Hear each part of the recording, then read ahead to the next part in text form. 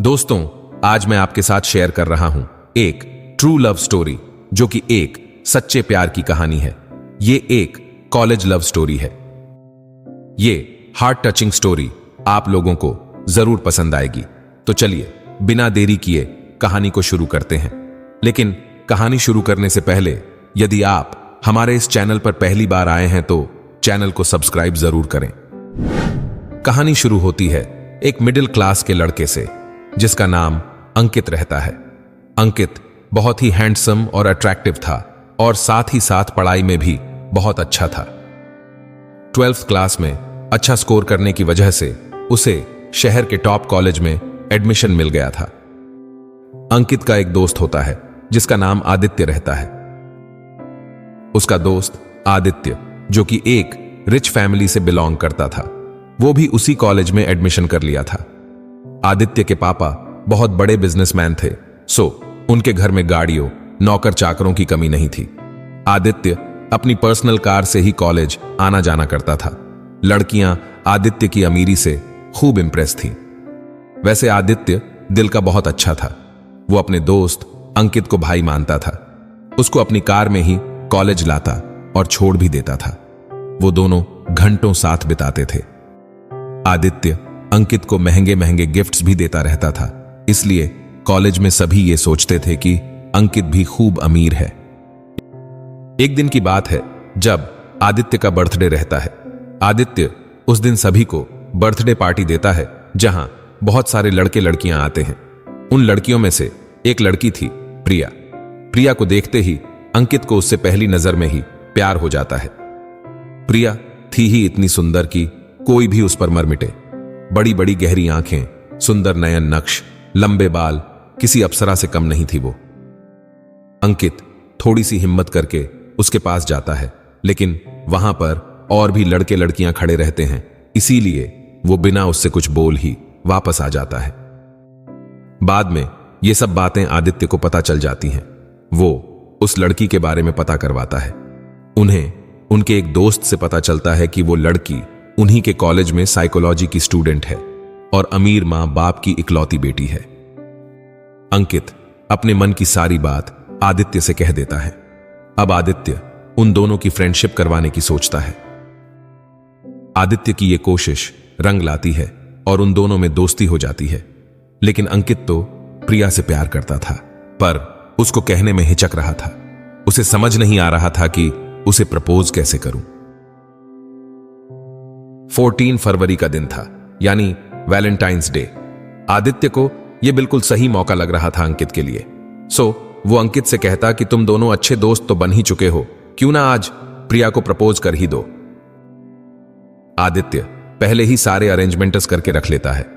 अंकित को बस अपने मन की बात कहनी थी, तो वो जैसे तैसे हिम्मत करके अंकित प्रिया को वैलेंटाइंस डे वाले दिन प्रपोज कर ही देता है।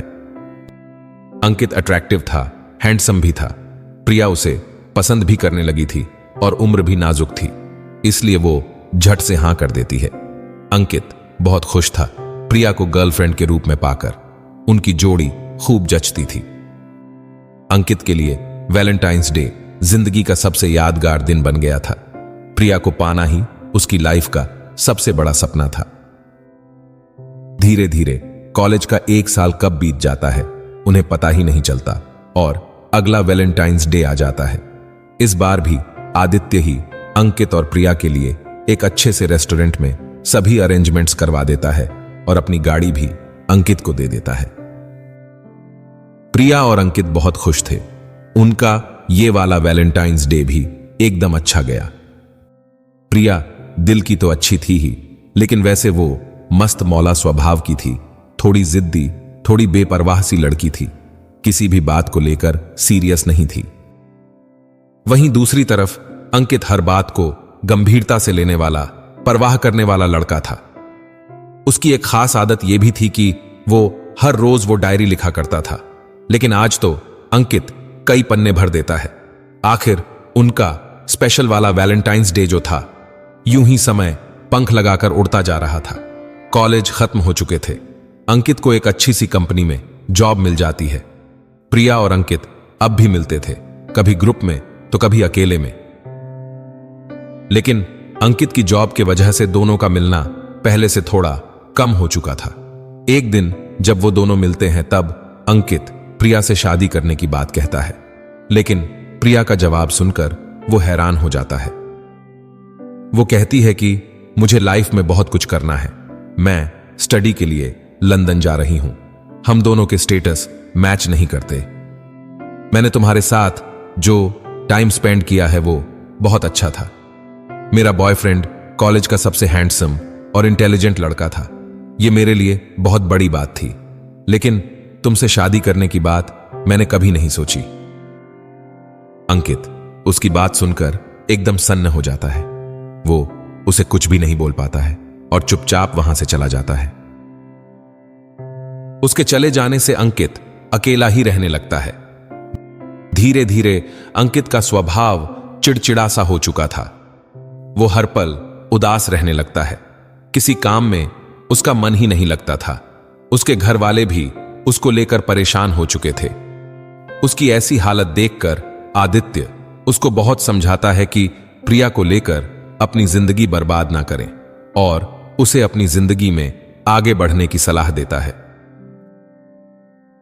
दोस्तों, वो कहते हैं ना कि वक्त बड़े से बड़े जख्म को भर देता है। अंकित के साथ भी ठीक ऐसे ही होता है। अंकित भी अब संभल चुका था। अंकित के घर वालों ने एक साधारण नैन नक्श वाली सिंपल और पढ़ी लिखी लड़की से उसकी शादी करवा देते हैं। उस लड़की का नाम स्नेहा था। वो अपने नाम की तरह ही सबको प्यार करने वाली स्नेह से भरी हुई लड़की थी। उसके सरल स्वभाव ने सबका दिल जीत लिया था, लेकिन अंकित प्रिया को पूरी तरह से भूल नहीं पा रहा था। अंकित स्नेहा को इतना प्यार नहीं दे पा रहा था जितना कि वो डिजर्व करती थी। स्नेहा को भी कुछ समझ नहीं आ रहा था, क्योंकि अंकित का स्वभाव तो बहुत अच्छा था, फिर भी उसे कुछ कमी सी महसूस हो रही थी। फिर एक दिन कमरे की सफाई करते हुए स्नेहा को अंकित की डायरी मिल जाती है। वो सारा मामला समझ चुकी थी। वो किसी को कुछ नहीं बताती, अपने हिसाब से सब हैंडल करने की सोचती है। एक हफ्ते बाद वैलेंटाइंस डे आने वाला था। उसने 14 फरवरी को अंकित के लिए फिर से एक यादगार दिन बनाने का प्लान बनाती है। आखिर अब वो दिन आ ही जाता है। स्नेहा अपने कमरे को, जो कि घर के फर्स्ट फ्लोर पर था, गुब्बारों से और गुलाब के फूलों से सजा देती है। साथ ही अपने हाथों से बड़ा सुंदर सा केक बनाती है। अंकित को उस दिन वैसे भी प्रिया के साथ बिताए पल याद आ रहे थे। वो बहुत उदास रहता है, इसलिए राहुल से मिलने चला जाता है। अंकित स्नेहा को फोन करके बोल देता है कि मैं डिनर बाहर करके आऊंगा और रात को घर लेट आऊंगा। उस दिन अंकित रात के 12 बजे घर लौटता है। जैसे ही अंकित कमरे में आता है तो वो देखता ही रह जाता है। पूरा कमरा स्नेहा के प्यार से और फूलों की खुशबू से महक रहा था। तभी स्नेहा घुटनों पर बैठकर और हाथों में गुलाब का फूल लेकर अंकित से कहती हैं कि will you be my valentine. Ankit Sneha को गले से लगा लेता है। उन दोनों का दिल जोर जोर से धड़क रहा था और पलकें भीगी हुई थी। स्नेहा उस डायरी के बारे में अंकित को सब बता देती है।